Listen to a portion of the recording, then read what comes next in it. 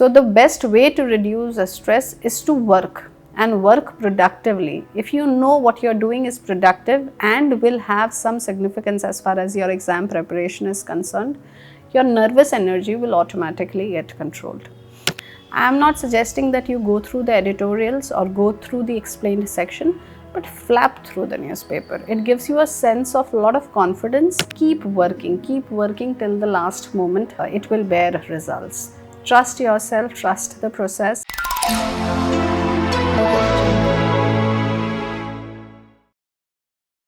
Hello and welcome to this special session by VisionIAS.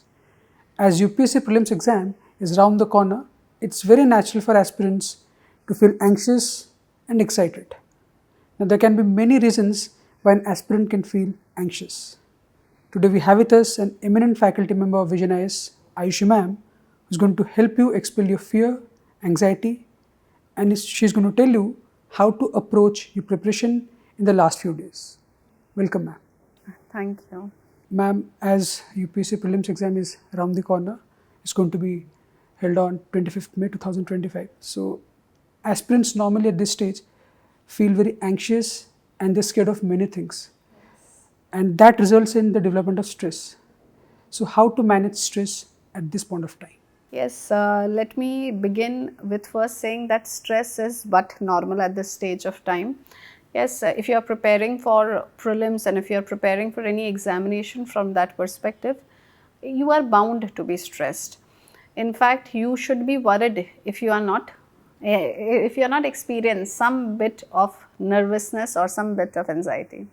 It is indicative of the fact that you want to do well. So we need to accept this and then discuss the idea how to manage stress. As Jeff Bezos has rightly said, you feel stress when you do not act on things which you can control.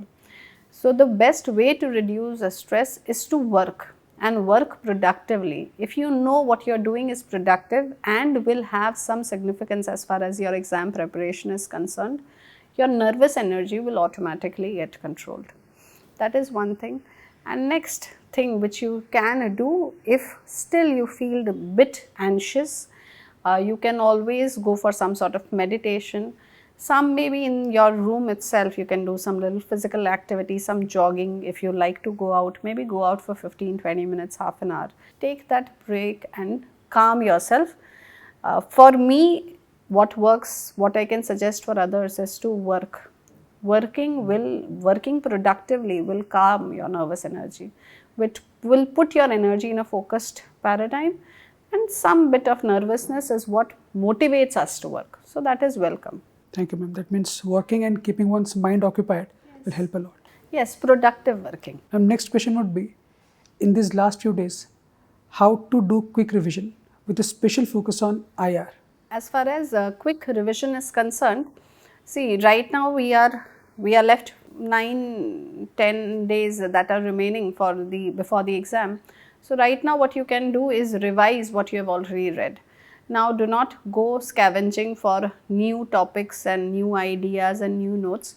Rather, whatever you have studied, if you have made some short notes for yourself, revise that. Also, one thing what I can suggest, what students ignore, is that if you have completed some previous year questions, if you have done some test series, and if you have highlighted something which you thought was important, you can just glance through that. So that is my suggestion as far as fast track revision is concerned. Yes, also at this point I would emphasize that you do not leave newspaper altogether. I am not suggesting that you go through the editorials or go through the explained section, but flap through the newspaper. It gives you a sense of a lot of confidence, and you never know, at times topics which might be repeated 3-4 days before the prelims might find itself in the exam. So those topics might have been news few days back or some time back, and then they are repeated in the news, and it is sheer luck. So I generally suggest, do not leave the newspaper altogether. In UPSC preparation, you would have already developed the habit of reading newspaper. So just flap through in the morning, in the evening, whenever you want to take a break. Flap through. If you are eating something, flap through the paper. Nobody is asking you to read it in detail, nothing of that sort. 5 minutes, just flap through the paper.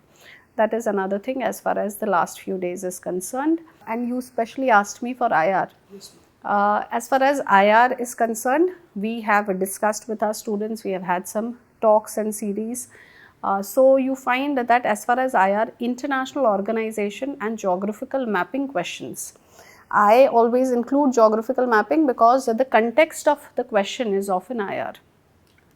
So the Levant region and the Eastern Mediterranean coast, because of the Israel-Palestinian issue and the entire issue, and Syria, may you have the HTS coming into power, and that region is a little disturbed. So Levant region, the Middle East, में particularly the Gulf region that we can pay attention to, including Yemen, Turkey, and all such West Asia basically. And then because of Russia-Ukraine war, which has been ongoing for now 2-3 years, but still then the Crimean Peninsula, the Black Sea region, yes, all that, the countries, the neighboring countries of Ukraine. This year they had asked questions in one of the ancillary exams with respect to the neighboring countries of Ukraine. So if the students can pay attention to that and the neighboring countries of Ukraine, you can just go through them. Yes, that would be relevant. So the international organizations, regular international organization, BRICS, SCO, their memberships have got updated.